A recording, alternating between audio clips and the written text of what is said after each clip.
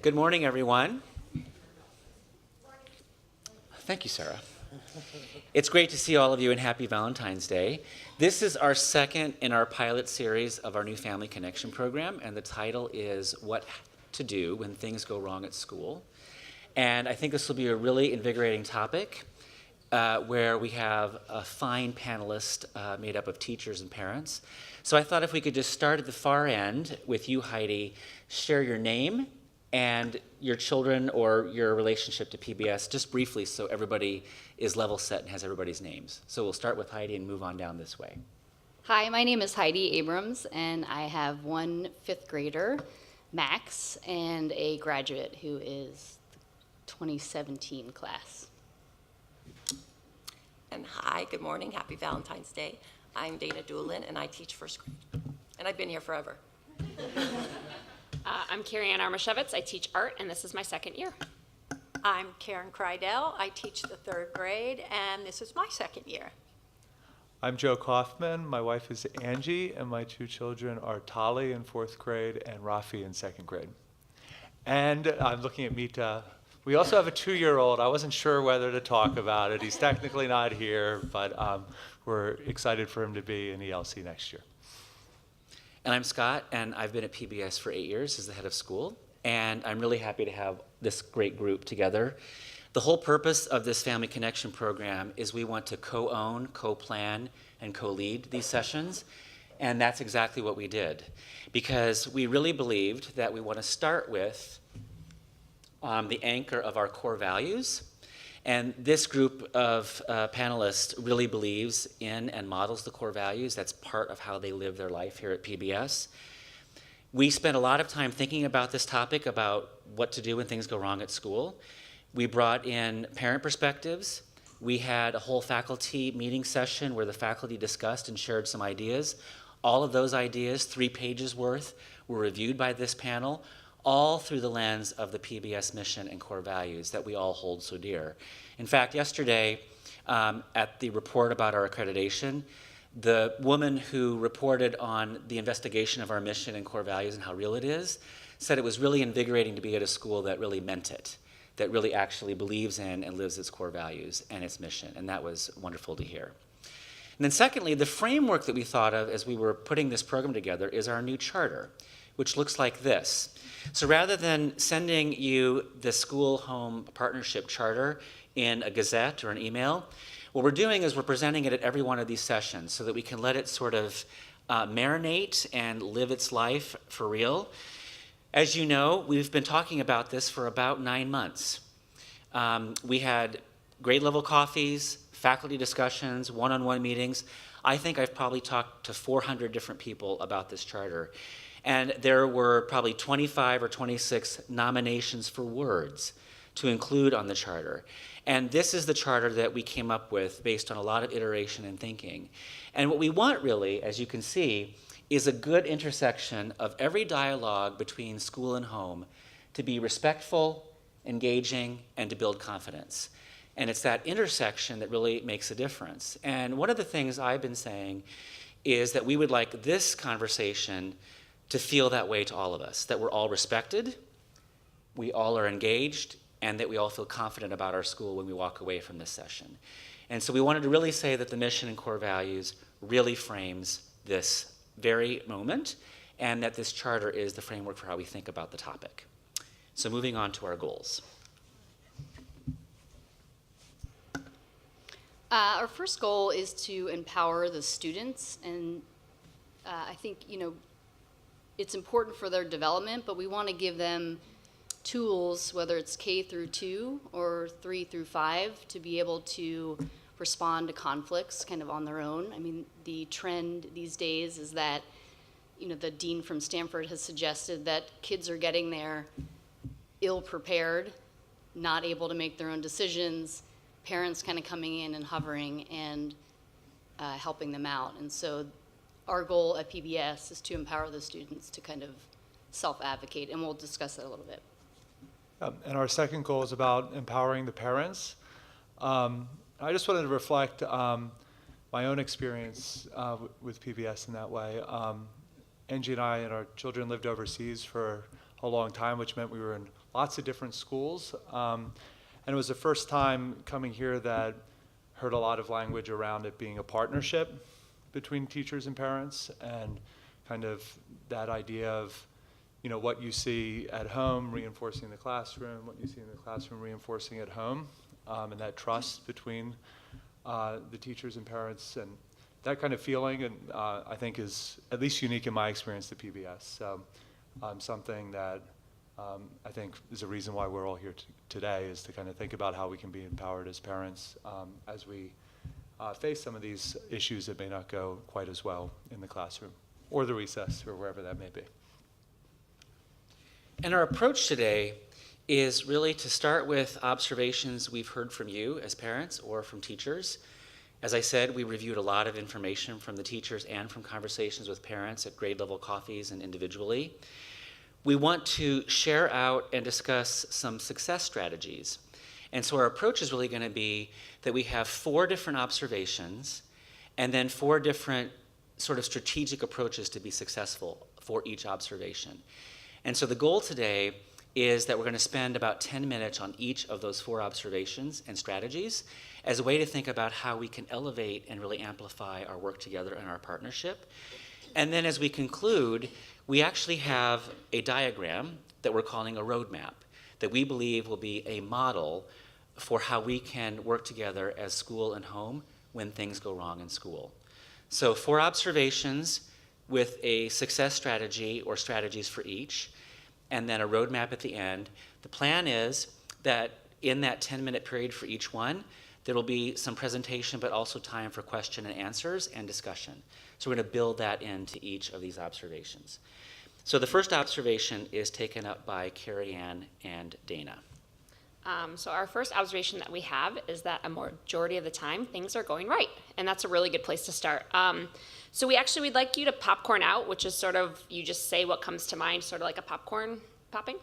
But what does it feel like when things go right at school for you as parents, or perhaps for your students?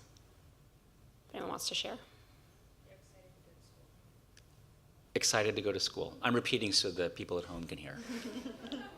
Although Abby, we can hear her pretty well. We feel safe and supported. Safe and supported. As a parent, I feel Proud.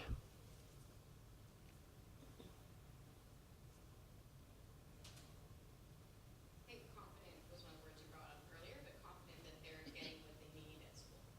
Confident that the students are getting what they need in school. Peaceful. So those are all really great things to focus on. And so when we feel like that, we know that things are going right. And as teachers, our hope is that for students and for parents and for ourselves, that school's a joyous place to be, that we can foster a community where we all feel connected and we feel safe and welcome, that we feel valued and free to be our true selves, as well as that everyone feels confident that we're all in this together and everyone really is doing our best to support our students, both you as parents, us as teachers, and hopefully the students themselves as well. So when you ask teachers, excuse me, when you ask teachers or educators to describe the traits of life-changing teachers they had in their own lives, they rarely talk about academics. But what they do say is that life-changing teachers make students feel safe and loved, believe in their students, model patience and kindness, and help their students reach their full potential. These types of bonds develop in part from the continuous and persistent positive reinforcement and encouragement that we give over time. And one of our success strategies is that positive reinforcement and encouragement are keys to academic success. In doing just a cursory study of the research, there was a study done recently in France in 2015, and it really just reiterated research that's been happening since like 1915, that encouragement on students, verbal encouragement, quantitatively, it does have a positive impact on their performance. So as teachers and as parents, we need to remember to employ this, not only in celebrating successes as they occur, but also just in encouraging our students to do their best. It's a team effort both here at school as well as at home. And so this also too can be a great moment for reflection to think about how both at home and at school we can provide students with moments of verbal encouragement and positive reinforcement. And these don't need to be big, but just even small little touch points with students because over time these external affirmations can be internalized and they'll help develop self-esteem, which also is another key to student success. So as things are going right and to maintain those positive feelings, there's actions that you can do, both that we can do both at school and you can do at home with your children. The first one is really important.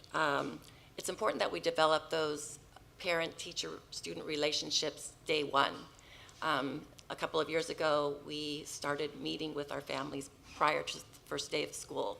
And you can imagine how that went over with the faculty when we were talking about this initially. We had to give up a couple days of summer to do this. But overwhelmingly, we all support it. It has been so helpful. And we found it's just a great way to start the school year. So we really look forward to that each year. It's really important that parents, faculty, students, and administration share open and honest communication to continue to build that trust. I often say to my parents, if something crosses your mind more than once, it's probably worth a phone call or an email. We don't want you worrying late into the night. So anyway, so let's keep those lines of communication open, and hopefully we'll have continued success with all of that. Sometimes things don't really go well occasionally, so I'm going to leave that up to Joe and Heidi. So is there any questions from you in the audience on this observation that actually things are going right probably the majority of the time? Any thoughts or questions for Dana and Carrie Ann?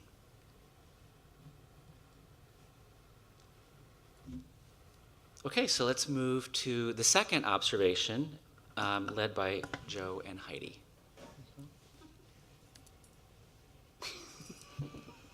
Sure.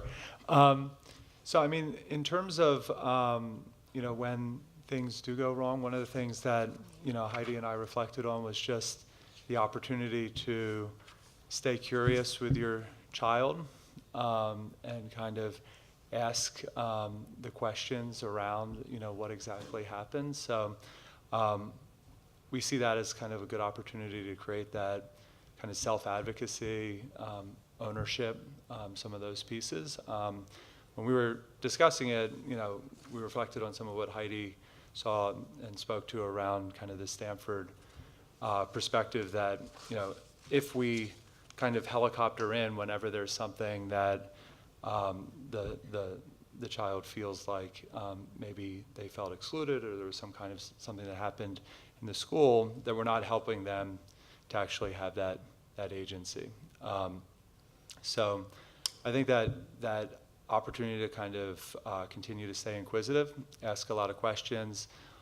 I found, at least with my children, it also has them understand the situation better.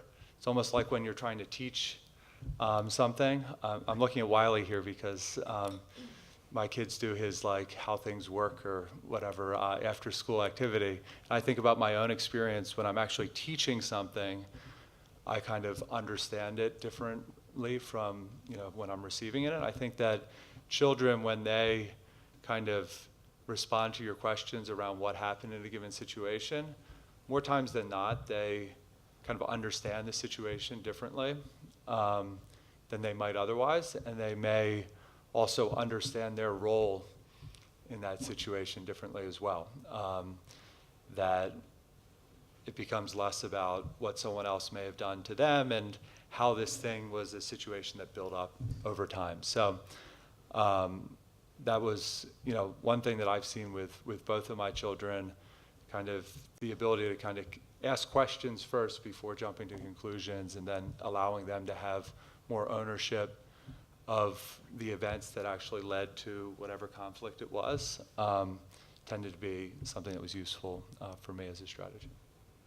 And I think also jumping off of that is the fact that when we self-empower our kids to kind of stick up for themselves and advocate for themselves and resolve conflicts, it's helping them down the line, which is pretty intuitive. But I think at PBS, we strive for excellence and not perfection. And I think a good example of that is my older son, who's in middle school now, just seeing the difference in the workload and knowing that he has the tools in his arsenal to kind of deal with that. And that came from us as parents and the teachers' support at PBS. And so learning those skills, whether it's K through 2 or 3 to 5, empowering our own kids to kind of speak up for themselves when they see a problem or something that's not right, and working through it with them to figure out a game plan to advocate for themselves. And obviously being there as a support for them as a parent, and our teachers too, saying, you know, knowing that we're all in this together, trust the process. They have our back, the teachers have our back, they have our kids' back, and they want, you know, the best for all of us. So if we can kind of join together as a team, teachers, parents, and our kids, and empower them to kind of stand up and advocate for themselves, I think it will help them down the road. And at least I've seen that in my own kid when, you know, you're not as hands-on in middle school and in high school, and I think the kids need to be a little more on top of it in order to not fall between the cracks. And so if they can start that early, I think that's a benefit. And just this last one around gossip, we weren't sure what to call that. We called it kind of parking lot chatter in our group, but I think it's a similar note around, you know, there can be situations in which, you know, parents may talk about, you know, situations that happen in school, and I think the same bit around kind of staying curious and inquisitive with your child around, oh, is that really how it is? Or, oh, you know, I haven't really experienced so-and-so in that way, just helps a little bit with that dynamic of, we were concerned as a group around if there are certain children that become labeled in a certain way, not only in the classroom but outside the classroom. So that's what that last bit was trying to address, is like, as parents, we can model that behavior that we want to have with our children, and, you know, continue to be curious and ask questions around what actually happened or how we've experienced a certain child. If I can just jump in here very quickly. So we asked your children to be upstanders. We asked them to notice when somebody is being treated in an unkind way. And we give them a script to help them help their friends or help themselves. And so we're giving you permission to do that as well. Be an upstander. When you hear somebody talking about another child or teacher or someone else in the community in a negative fashion, please just notice and say, you know, I don't feel comfortable talking about this right now. Can we please talk about something else? And I think we trust our kids to do that, and we trust you to do that, and you trust us to do that. And if we all do that, then these things are going to get easier and easier as we move along. Thanks. Nicole. Question. So, this is great, and looking at this, it shows a lot about the research of like self-advocacy for, and I don't want to do labels of like victim or aggressor, but this to me is showing a lot about maybe the kid who maybe is being the victim and how to help them self-advocate for themselves or other kids advocate for them. What is, did you guys look at it from the other perspective as well? Like if there's the kids who are the aggressors, how you're maybe helping them? Because a lot of these kids are young, right? So they maybe are acting out in certain ways and haven't yet developed the skills to control their bodies or control their words or actions. So as a parent, I would like to see that in there. I have several friends at school who have kind of been on the other side of that, and I think it's just important to help those children as well, because they're also developing their skills. So the summary of the question, just for those at home, is that this slide shows a lot about someone to whom might be called the victim, or someone to whom bad behavior is being foisted upon. And so Nicole's question is, have we thought about the students that are maybe having trouble regulating some behavior, and it might be appeared as intimidating or aggressive behavior? That's the question. I mean, one of the things we did talk about as a group was how those labels as being kind of the aggressor or the bully can follow students from grade to grade, and how that can be really damaging for those students as well. for many of the reasons that you described, that it's often not intentional. Children are young. They're learning to control their bodies and their interactions with other children. And I think, we talked a little bit about some of the strategies in the classroom, and I can speak to this as well. Dana and I've talked about this in terms of strategies for one of my children around, just recognizing their body and recognizing how to interact with other children. So, I don't want to put you on the spot, Dana, but I've gotten a lot of value out of that there, and it's. I don't believe it's about like aggressor behavior. It's just kind of trying to understand that awareness. So I think the teachers have a lot of strategies for that maybe you can speak to. So again, it kind of goes back to that script, right? If somebody is being unkind towards you, let them know that. That's more powerful than a teacher or a parent saying it 100 times. And we have to practice these things over and over again. As adults, we tend to solve a problem and then we move on. But when you're raising children, it just doesn't work that way. So these are lessons that they have to learn on their own. But let them have those conversations.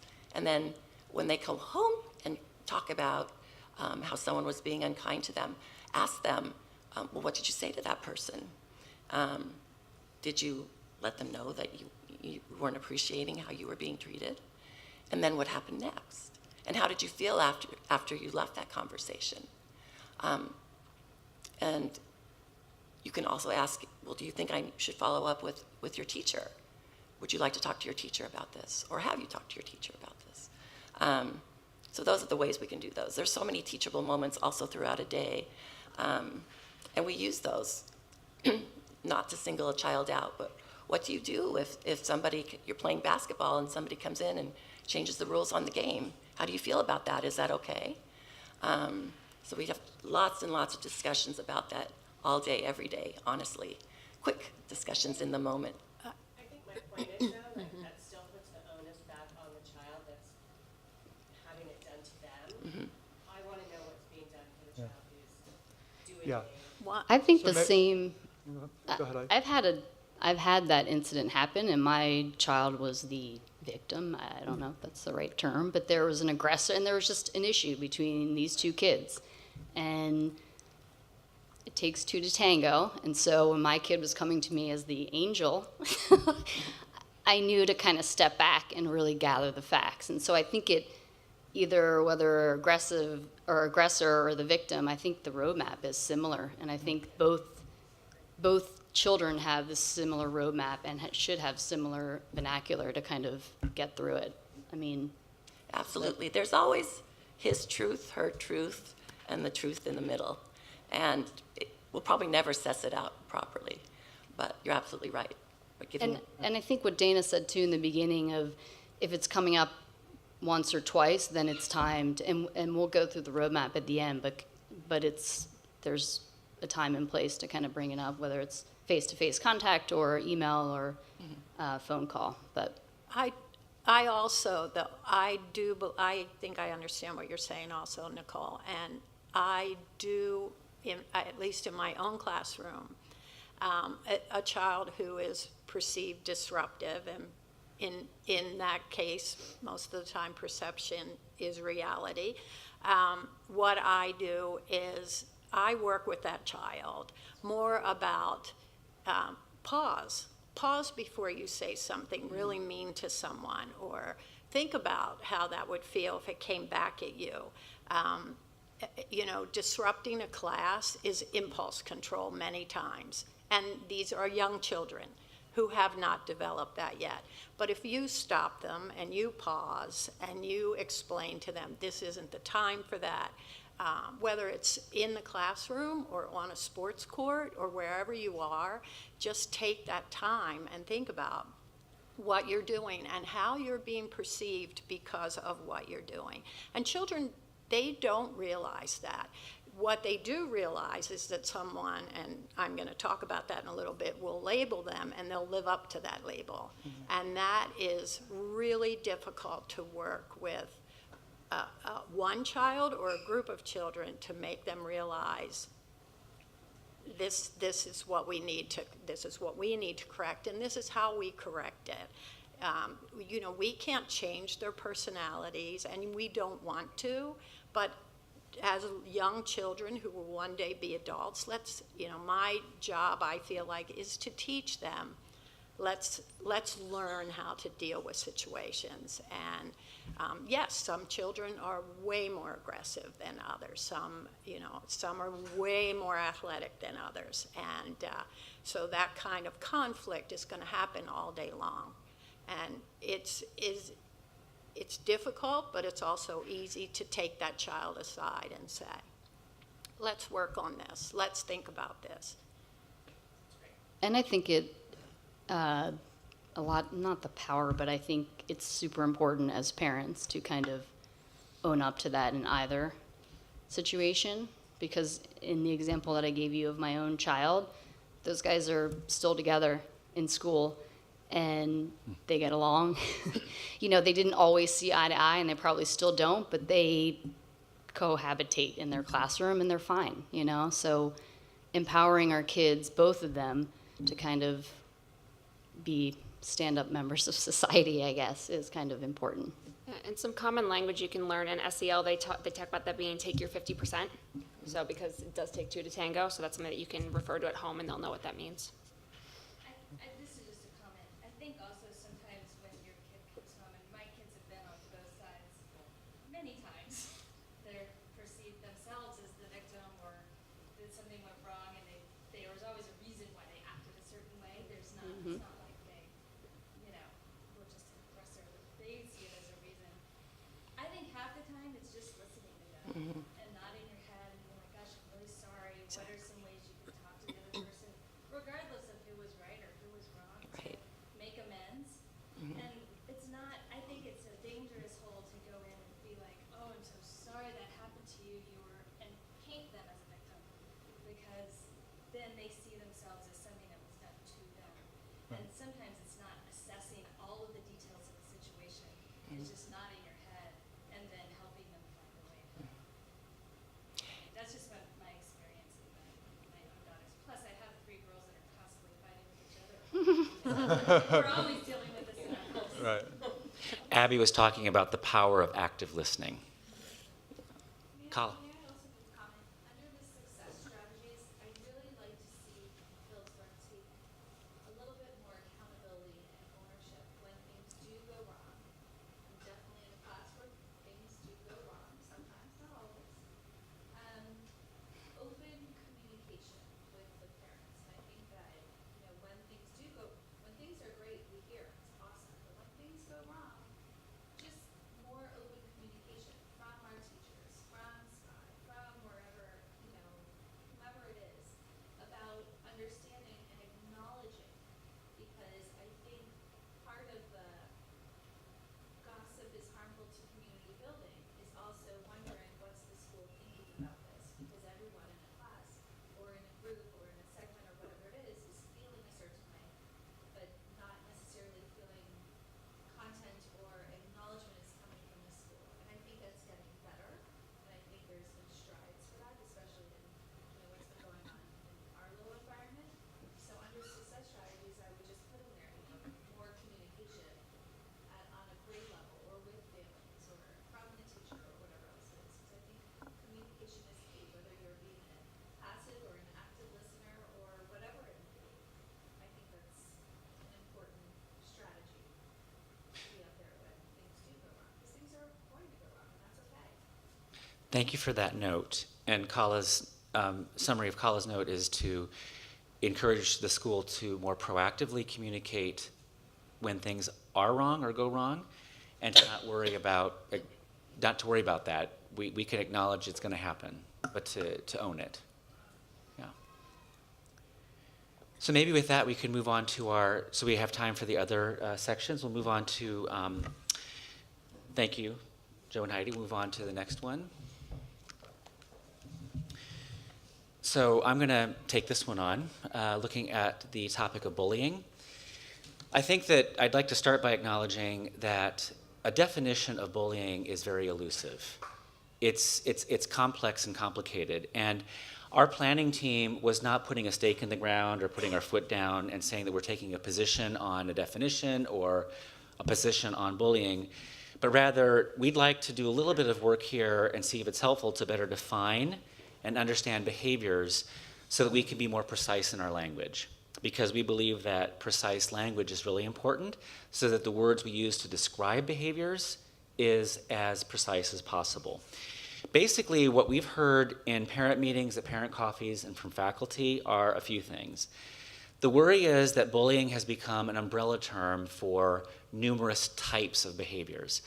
And so the word bullying gets used too easily to define things that may or may not be bullying. The second is it's very hard to pinpoint what actually is bullying or isn't bullying. It's an elusive term. It's hard to pinpoint. And third, we've heard from you and from teachers that it would be helpful to be more specific about defining it. So we're trying to take a little stab at that today as a way to see if it's helpful to you, and then we can work as a school on doing that. But I thought the inroad to this would be to tell a personal story, because I suspect all of us here can relate to a time when we may or may not have felt bullied or something like that. And for me, I think my story comes through the lens of my sexual orientation, being gay. And I don't talk about that much here. Maybe you don't know that I am or I'm not. But I actually, as I was thinking about this topic, did a real inventory of my journey through coming out and recognizing my being gay and the people around me, and doing that in the 1980s and 90s as opposed to today, which was very different. And I have to tell you that there were things said where I felt excluded or teased, or things that were mean, or perhaps things that weren't said, things that the media projected that did not sort of represent where I was coming from. There were no teacher models, there were no student models. I mean, Queer as Folk was about as good as it got back then, and that really wasn't a great model for this. There was no healthy sign of gay relationships. But I also, in my inventory of all of that morass of difficulty, I really can't put my finger on ever feeling bullied. I think that there's a lot of research out there that gay young people, students in particular, are bullied. And there's the results of that is often very complex and violent and horrible. But I actually cannot pinpoint a time. And so as we move forward looking at some of these strategies, I want to flesh out why I think that was. But before I do that, Joe was going to say something, I think, right? Was this your time for your story? Yeah, no, I was just going to talk a little bit about, the same theme around, staying curious around what's actually happening and what are the words being used. In my own experience, Phillips Brooks has done a really good job of, I actually never hear the word bullied. I think I hear things around like being teased or being excluded. And, to the point you made, there's always a larger story around why that may be. And I spoke a little bit to that around like the self-advocacy point earlier around having, the child recognize what their role might be in that. I do think that there's also an important question of when it becomes, appropriate to, reach out, to a teacher, or to the point made earlier where it becomes appropriate for the school to take action. And, one of the things that we talked about was, the definition of bullying being around it being repeated, around there being an imbalance of power. And we talked about how with, many young kids, it's really hard to say that there's a real imbalance of power there. So how can bullying really be something that happens with young kids? And it could be that there's certain dynamics where it's like repeated by the same children, or it's a ganging up type situation where it's multiple children or one children, where you might start to see some of those things. And then having the right way to have that conversation with teachers. And I was just kind of reflecting on how I thought about it. It's also kind of an asking question kind of stance to try to get there. Like, what are you seeing in the classroom? What are you seeing at recess? What are the build up to this situation? Because these things rarely just like spark up immediately. What were the leading events to it, et cetera, to try to kind of bring the teachers in as well into the situation so we understand, to Scott's point, was it teasing, was it excluding, was it chasing, or was it something that felt more like bullying where you saw kind of this repeated behavior and an imbalance of power? So those are just some thoughts. And to get a precise point here, I'd like to read what the American Psychological Association says. They have actually a very fine series of research on bullying. They say that bullying is a form of aggressive behavior in which someone intentionally and repeatedly causes another person injury or discomfort.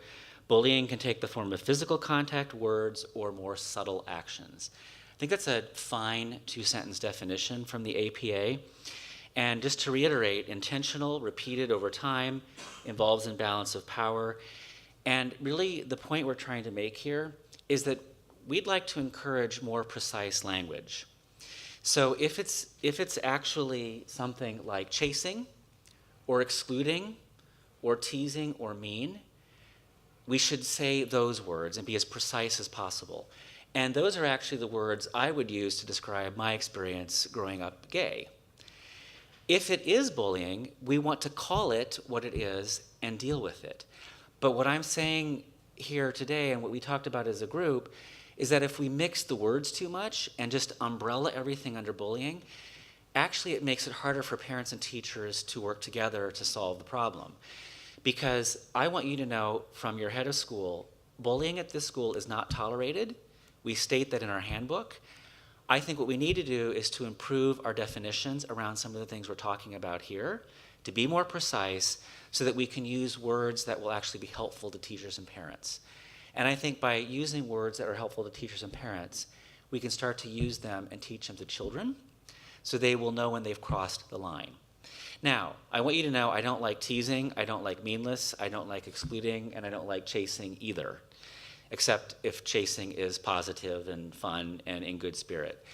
But we have to also put our foot down when something is an imbalance of power, repeated and intentional. So I really want to own, as your head, that we need to be more precise and have more words and language for this. And we thought today this might be a good start to the conversation. Emily, you have your hand up. The word bullying for me is super problematic because it's a label, it's a bully. Bully is bullying, whereas anyone excluding or chasing, what have you. And one of the challenges I have is there's so many children's books who label one of the characters as a bully and talk about the bullying behavior, which at the age of elementary is not appropriate, and I don't think that that's a good fit for that kind of behavior. So do you as teachers run into those kinds of books in the classroom, and if so, how do you manage that? What communication do you use around that characterization of stories? So the question is, how do teachers manage materials like literature that probably incorrectly uses the word bullying and therefore proffers something that we don't believe in as a school? Teachers? One of the things that I do is carefully read a book before I put it in my library or before I share it with the children. We do a lot of read-alouds of chapter books, so I'm always very careful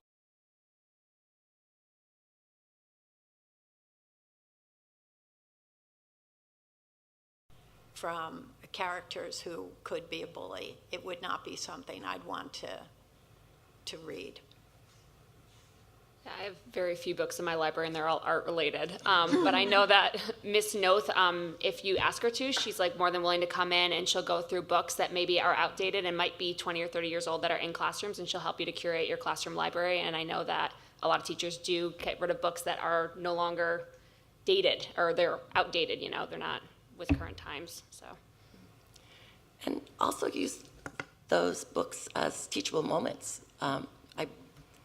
Thank goodness we do have Maeve Noth because she helps us tremendously in this area. But I'm so sorry, you all. I have the flu. So I have to apologize. My head is not here. But, I'm sorry.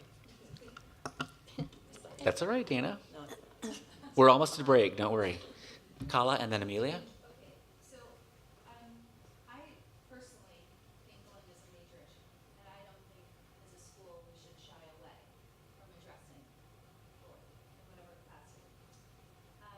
A parent who is at home texted me, who's watching, and asked me to ask this question. Okay. So, just go with it, okay?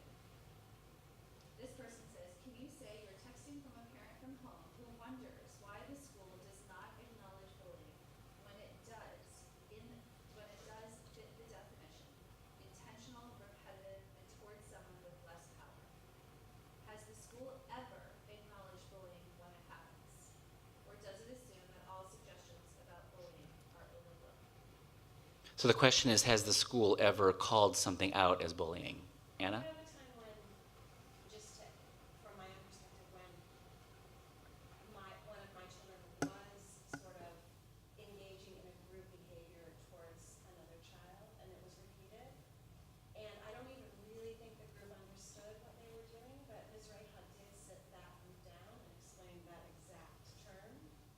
And I think it was really helpful for them, because I don't think they really realized what they were doing.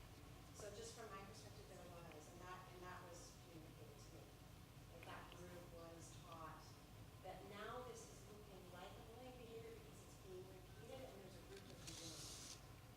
So I just had that one example that one time that did happen, and I did hear about it.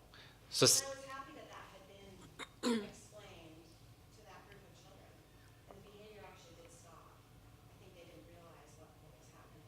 so Anna shared a story where Dr. Reha, our Director of Emotional Intelligence,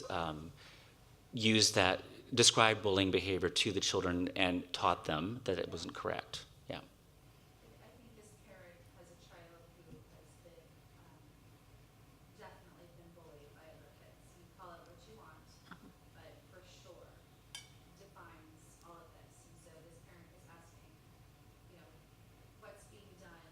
Have you ever called it out?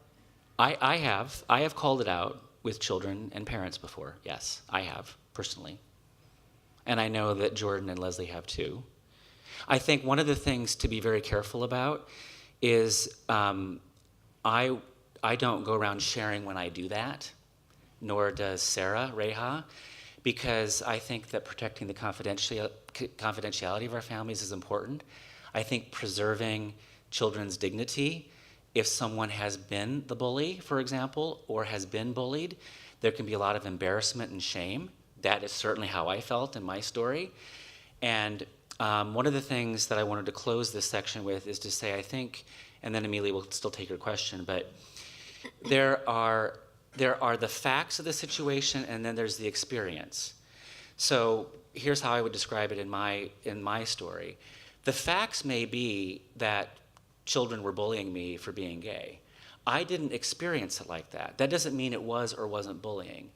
But the point is, I'm just trying to say it's complicated, and the school is doing its best. I think we have a lot of improvement to make, Kala. We do. We need to be more precise in our definitions. And as one of the slides said earlier, we strive for excellence, not perfection. We are not going to be perfect, but we are striving for excellence. And this is an area that I have said openly that I want to be better at, and we need to keep working on it. But to say that we have made mistakes is true, but to say that we've never called it out is also not true, because we have. Amelia, your question. So my question was, when I agree with what you have up here, but when you have something that meets the definition of bullying, do you guys have like a structured game plan that you follow when that happens? Like, I guess that's the question. So Amelia's question is, when there is bullying, do we have a structured game plan for what to do? Yeah. I wouldn't call it a game plan. I would call it a series of strategies. Because the issue here is that when you're working with children, there are a myriad of different strategies that work and a myriad of strategies that don't work. And as a teacher for a long time before I became a head of school, I could share more strategies that didn't work that I tried first with the same student until I found one that would. And so I would say that to put something precisely on paper and say that we perfectly follow a game plan the same way is difficult, because as Karen indicated, we have to work with each individual child, and different things work for different children. But again, I think the issue here is visibility, that we're not going to tell other parents and children what we're talking about with other parents and children, because preserving dignity and confidentiality is the only way to make progress here on this topic. So I agree that protecting confidentiality is important. We had a bullying situation that I felt wasn't super addressed, and by the time I actually used the word bully, and it took me a very, very long time, I didn't get a ton of feedback from the school saying we are taking these steps that to like, and it didn't have to be like very specific, but what I got was like, we'll separate them next year. Which happened, and it helped. But I sort of wanted to feel as a parent that that child's parents were being involved, that child, those issues, those behaviors were being addressed, and that, you know, that the school was taking actions to nip it in the bud. And that piece, that was why I asked if there's like a game plan, because that piece felt missing. Not to say like it all worked out just fine, but I think that, I just think communication needs to be. again, to emphasize the point of communication. Yeah. And again, we are striving for excellence but not perfection. And as you'll see towards the end, and as I've said before, our teachers are more and more overwhelmed by the amount of communication from parents that unfortunately sometimes we don't get to the ones that are really important.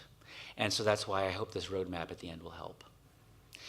I'd like to pivot to the last one, just given the time, so that we have time, and we're going to move now to, I believe it is Karen.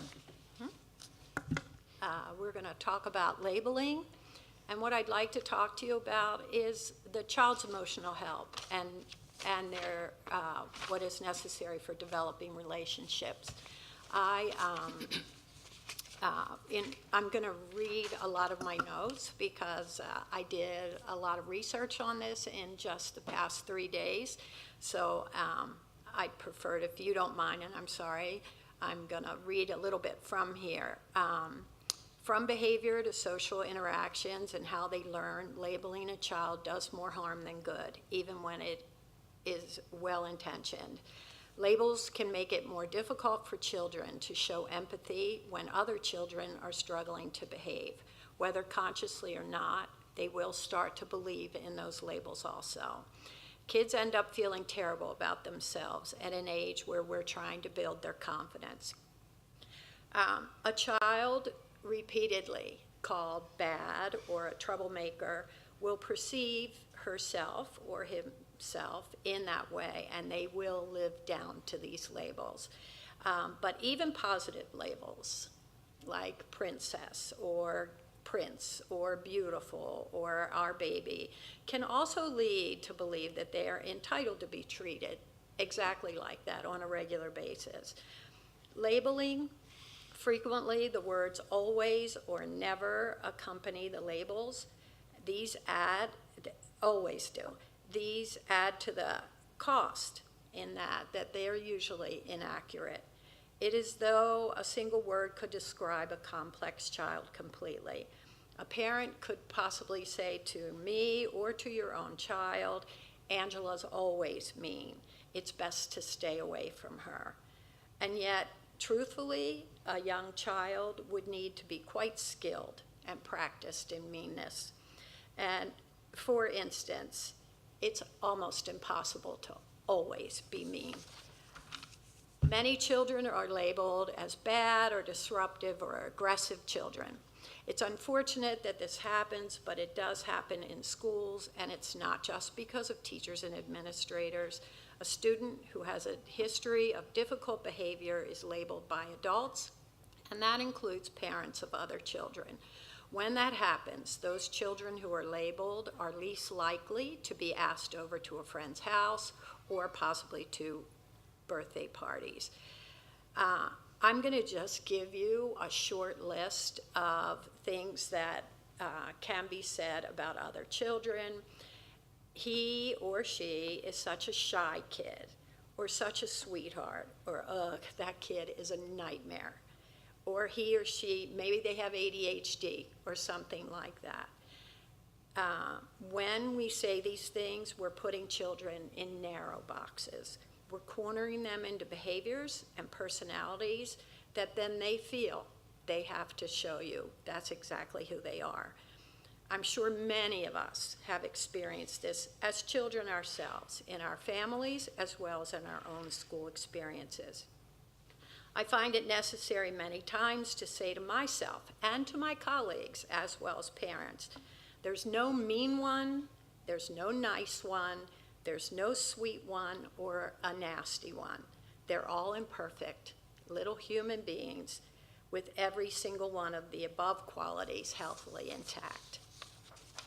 I don't think that all students need to be from a cookie cutter model where they all behave when we ask them to and have a perfect day, day in, day out. That would be an unrealistic goal, considering I can't even promise that in my own behavior on a daily basis. We work together to raise socialized children. Young children are on a learning curve. They narrow our view of acceptable behavior. And that is not beneficial. As educators and parents, we need to move away from labels and move toward focusing on their skill set and how to strengthen it. I am going to be a little personal here. I think most of you know that I've moved into the 3rd grade from the 2nd grade just recently in a class where my children know they're labeled. And yesterday I had a conversation with them about labels, and it broke my heart to listen to them say, as a whole, we are terrible. We're bad. We know we are. We know that people think the 3rd grade is horrible. And I looked at them and said, you know what? This is not true, and we're going to take it from today and move on. And it wasn't just individual children who said this to me. It was the children that most people would look at and say, she's wonderful. She's so quiet. She's so sweet. Same with he's this, he's that. They owned it as a group, which made me proud because it makes my job with them a lot easier.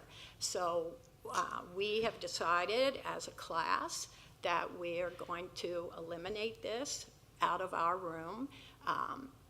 We had a parent in our room on Tuesday who did a little game with them where we had to match hearts. And immediately I realized they could say nice things to each other, but when it came to you had to say something nice about yourself, they struggled. And that kind of labeling has lived with them for a few years. I also explained to them yesterday, I realize that you think you're labeled, but I want you to know something, that the people in the 3rd grade who are labeling you are also labeled. So when Ms. KRIDEL said, yes, I will come to 3rd grade, I had faculty, I had other parents from other grades say, ugh, are you sure you want to go back to that group? And they were shocked. So I said, this is not just you. This is your families, and this is what we need to work on. This morning I had 3 conferences with parents, and all 3 parents told me that children went home and talked to them about it. So that's what we need to do as a community. I know as teachers, we have conversations. Oh, you're going to have so-and-so in your room next year. I remember in the 2nd grade that Courtney and I, when we got our class list, many times there are notes written next to the children which are extremely helpful. But the ones that weren't helpful, we just ignored and took our class in as a whole, brand new school year. And that's how I'm looking at what I'm doing right now. I'd like to thank you, Karen, for saying that, and move on to the roadmap. And this is Heidi and Dana. And I think the reason I'd like to do this is I think what Karen said stands for itself. I'm a little verklempt there. Do you want me to start? Karen,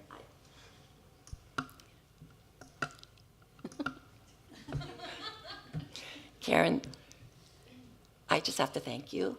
You were so eloquent. You spoke from your heart, and I think parents deserve to know that every single faculty member here feels this way about your children. We want them to be successful. We want them to enjoy school and love learning. And we agonize over these things as well. As Scott said, there are confidentiality issues. We can't, of course, we can't share all that we're doing behind the scenes. But no, we're working really, really hard to make this the great place that it is. I just have to say that. But I'm glad you said it and not me, because I'm not doing so well today. So anyway, here's your roadmap. Here's something that you can take out of your back pocket when things come home. Listen to your children. And listen some more. I would suggest not first thing when they get in the car. Let them have some time to sort of decompress. If we pepper them with questions, the moment we see them, they tend to shut down. They're tired after a long day here. So pick a quiet moment to listen, pause, gather the facts, and then decide what you think needs to be done. I'm going to cover decide. And then on the clarification for decide, you have 4 options. 1, this needs to be an email to the teacher. 2, it can wait for now. 3, this is an opportunity to build up my child's agency and self-advocacy. And 4, let it go. And I think, as Dana suggested, as these moments come up, I almost want to see the pause come in there first and kind of have this picture in your head. Pause, take it all in, and go through this roadmap. If there's ever a situation, now that we're all kind of talking about it and aware, that you would jump to this first and kind of use this as a guide. And I think it can only help, our community grow stronger and help our kids advocate for themselves and help us as a community to stay strong and supportive and positive. And then if we need an email, oh, sorry, Joe. We have the last slide, but go ahead, I'm sorry. Yeah, I was just going to speak a little bit to the email point before we jump into that a little bit more. But one of the things we talked about as a group was that often these kinds of conversations with the teacher are much better in a face-to-face kind of setting. And it's really hard to kind of talk through the nuances of a lot of these situations in an email context. We also talked about how teachers are answering emails at 10 at night or during pauses in the classroom when there's probably an opportunity for them to spend more time with our children. But what I was teeing up in response, Nicole, to your question earlier around kids that maybe have a lot of energy or maybe don't have complete control of their bodies, I was teeing up Dana to talk about a situation with one of my children where she deployed in the classroom this whole strategy around tools and using beans as a way. Like he started with 10 beans at the beginning of the day, and then as there were situations in which maybe he jumped the gun on a question, or maybe he got too close to another child or something, Dana would ask him a question and be like, do you think I should get a bean back from you on this? And it allowed me an opportunity at the end of the day to be like, hey, how many beans do you have left, bud? So these kind of tools for kids that may be on the other side of the equation are trying to kind of understand their bodies and proximity to people and all of those kind of things.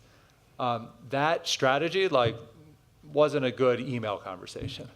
It was a great, like, hey, Joe, at drop-off or pickup, why don't you stop by and we can talk this through, kind of thing. And this is what I'm seeing, and these are the tools that we're using, kind of thing. So I just, wanted to share that experience because I felt like I didn't completely answer your question, Nicole, before, and this was something that I saw the school do to help with one of my children. And it's also something that would have never, like, I wouldn't have gotten it in an email. Like, what are you doing with beans? Like, what's going on here? So it was a great face-to-face conversation. Yeah, we have to remember that they're learning that they are social beings, that they have power over one another, and they need to learn how to use that in positive ways. And they're so concrete in their thinking. So we help them get there through concrete actions. So I've used the beans on a number of children. It's very helpful. But just making them aware of how they affect others and how others can affect them. You have just 2 minutes left, so what I'd like to do is to let Karen and Carrie Ann finish off with this last slide so we get the material in, and then just given the time, we'll conclude, but if you have questions, we can stick around a little bit afterwards. Okay. Sometimes there are situations where an email is warranted. Maybe you need documentation on something. Maybe you just want to put something on the radar of the teacher. But please do start with the child's best interest and assume goodwill. We all do have your child's best interest in mind. We do want the kids to succeed. Factual brief and to the point is really helpful. Bullet points are fantastic because that way too, if we're just kind of scanning, we can see what the most important things are. Please be specific to the child's perspective and not projecting or assigning. So give us the facts and maybe what your child has said or what your child is feeling. Objective and avoid jumping to conclusions. So just keeping the conversation open and saying, this is what I'm seeing. I'm wondering what your thoughts are. Could you elaborate on this maybe a little bit? As well as direct two-way email rather than a group email. It usually creates a bit more muddled issues when other parents are CC'd, especially perhaps if their kids are involved, or it just makes it harder for us to answer you directly when now it becomes a group situation. So again, I would just love to say that all of this data and material comes from lots of parent coffees and parent conversations, a specific faculty meeting with teachers where the teachers actually shared ideas and information, and then as you've heard here, a bunch of research that we've done as we've been working on this. So I'd like to just acknowledge that this whole group have other things they're doing. And Heidi, Dana, Carrie Ann, Karen, and Joe, thank you so much for making this panel sing. Thank you.